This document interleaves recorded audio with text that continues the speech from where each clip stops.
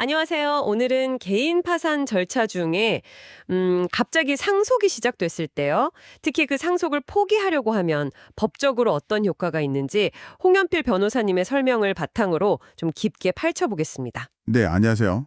이게 파산 신청하고 나서 예상치 못하게 상속 문제가 터지면 정말 당황스러울 수 있잖아요. 맞습니다. 그래서 오늘 여러분이 이 복잡한 상황을 좀 명확하게 이해하실 수 있도록 그 핵심 정보만 딱 뽑아왔습니다. 네, 파산 절차 중 상속 문제는 이게 생각보다 변수가 많아요. 특히 파산 선고를 기준으로 상속을 받냐 마냐, 뭐 포기하냐 이런 결정들이 중요해지는데요.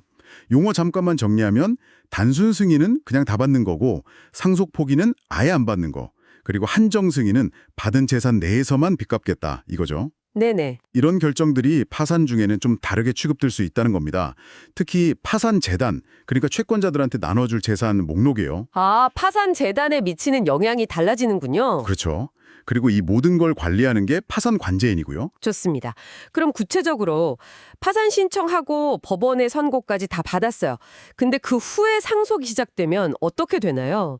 뭐 받겠다, 포기하겠다 결정할 수 있잖아요. 네, 법에 이 부분에 대한 규정이 딱 있습니다. 파산 선고 후에 상속 관련 결정을 내리면 그 효과가 파산 재단에는 좀 제한적으로 적용돼요. 먼저 파산 선고 후에 단순 승인을 한다, 즉 상속을 다 받겠다 하면요. 파산 재단과의 관계에서는 이걸 한정 승인으로 봅니다. 아, 단순 승인인데 한정 승인으로요? 네, 그러니까 상속받은 재산만큼만 빚 갚는 데 쓰고 원래 내 재산은 지킬 수 있게 되는 그런 효과가 생기는 거죠. 그렇군요. 그럼 포기는요? 이게 더 궁금한데. 맞아요. 이게 더 까다롭고 실제 문제도 여기서 많이 생겨요. 파산 선고 전에 상속은 시작됐는데 예를 들어 부모님이 돌아가셨는데 상속 포기 신고 자체를 파산 선고 후에 했다. 이러면 이 상속 포기가 법적으로는 한정 승인으로 간주될 수 있다는 겁니다. 네. 잠깐만요. 상속을 포기했는데 왜 한정 승인이 돼요? 포기는 그냥 아무것도 안 받는다는 거 아니었나요? 이게 와, 정말 의외인데요? 네, 맞습니다. 굉장히 중요하고 또 들으시면 약간 의아하실 수 있는 부분이죠. 이게 뭐냐면 법의 취지가 파산 채권자 보호에 좀 더 무게를 두는 거예요. 아, 채권자 보호. 네. 채무자가 상속포기라는 방법을 이용해서 원래 파산재단으로 들어올 수도 있었던 재산을 그냥 없애버리는 걸 막으려는 거죠. 아하. 그래서 상속인의 개인적인 의사, 즉 포기하겠다는 의사보다는 채권자 전체의 이익 보호를 위해서 법이 한정승인이라는 효과를 약간 강제하는 측면이 있습니다. 개인의 선택권과 약간 충돌할 수도 있겠네요. 그렇죠. 공익적 요구와의 균형점 같은 거라고 볼 수 있죠. 아니, 그럼 만약에 상속받을 재산은 거의 없고 빚만 잔뜩 있는 경우도 있잖아요. 그럴 때도 무조건 한정 승인으로 처리되나요? 그것도 좀 이상한데요? 좋은 지적이십니다. 바로 그런 경우를 위한 예외 조항이 있습니다. 법에도 다 방법이 있죠. 상속재산보다 그 상속으로 떠안을 빚이 훨씬 많다. 이게 명백하다면요. 굳이 복잡하게 한정승인 절차 밟게 하는 게 의미 없잖아요. 그렇죠. 실익이 없죠. 네. 그럴 때는 파산관제인이 법원의 허가를 받아서 채무자가 한 상속 포기 효력을 그냥 그대로 인정해 줄 수 있습니다. 차가 있겠죠. 그렇죠. 파산관제인이 그 상속 포기 사실을 안 날로부터 3개월 안에 법원에 허가를 신청하고 그 허가를 받아서 가정법원에 신고해야 합니다. 절차가 필요해요. 그렇군요. 그럼 실제로는 이 규정 때문에 좀 복잡한 문제나 논란 같은 건 없나요? 왜 없겠어요? 예를 들면 파산 선고 전에 상속 포기 신고서를 법원에 냈어요. 근데 법원의 최종 결정, 그러니까 인용 심판이 파산 선고 후에 나왔다. 이런 경우요. 아, 시점이 애매하게 걸리는군요. 네.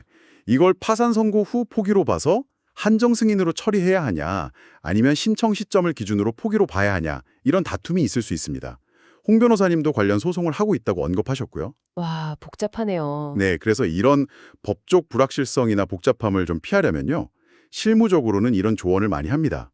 만약 파산 선고 전에 상속이 개시됐다면, 가능하다면 일단 파산 신청한 걸 잠시 취하하고 상속 포기 절차를 먼저 확실하게 끝내고 나서 그 다음에 다시 파산 신청을 하는 게 좀 더 안전할 수 있다는 거죠. 아, 순서를 그렇게 조정하는 게 네, 그래야 아까 말씀드린 상속 포기가 한정 승인으로 간주될 위험 자체를 피할 수 있으니까요. 실제로 이 규정이 딱 적용돼서 뭐 문제가 되거나 아니면 재산을 회수하거나 그런 사례도 있었나요? 그럼요. 홍 변호사님 경험에 따르면 상속 재산이 꽤 많았던 사안에서는 이 규정, 즉 제386조를 근거로 소송까지 가서 약 1억 1천만 원 정도를 파산재당으로 가져온 사례도 있다고 합니다. 와, 1억 천이나요? 네, 그렇게 해서 채권자들에게 나눠준 거죠. 반대로 아까 말씀드린 것처럼 상속빚이 훨씬 많아서 파산관제인이 그냥 포기 효력을 인정해 준 경우도 당연히 있고요. 정말 사안마다 결과가 다를 수 있어요. 네, 정리해보면 파산 절차 중에 상속 문제가 생기면 이게 언제 상속이 시작됐는지, 또 언제 파산 선고를 받았는지, 그리고 언제 상속 관련 결정을 했는지 이 시점이 정말 중요하군요. 그렇습니다. 그리고 단순히 내가 포기한다고 생각했던 게 법적으로는 전혀 다른 결과, 그러니까 한정 승인으로 이어질 수도 있다는 점, 이거는 꼭 기억해야겠네요. 맞습니다. 상속을 받을지 말지는 원래 개인의 고유한 권리잖아요. 그런데 파산이라는 아주 특수한 상황에서는 채권자 보호라는 또 다른 중요한 가치와 이게 부딪힐 수 있는 거죠. 네. 법은 이 두 가치 사이에서 어떻게든 균형을 잡으려고 하고 그 과정에서 때로는 개인의 원래 의도와는 다른 법적 효과가 발생하기도 하는 겁니다. 특히 상속 포기가 한정 승인으로 간주될 수 있다는 점은 실무에서는 정말 중요하니까 주의가 필요해요. 오늘 이야기를 쭉 듣고 보니까 이런 질문이 드네요. 우리가 재정적으로 어려운 상황에 처했을 때 예상치 못한 상속이라는 기회인지 혹은 또 다른 부담인지 모를 상황을 마주했을 때 과연 법은 개인의 선택을 어디까지 존중해야 하고 또 채권자 보호는 어디까지 우선해야 할까요? 이 미묘한 균형점에 대해서 여러분도 한번 생각해 보시면 어떨까 싶습니다.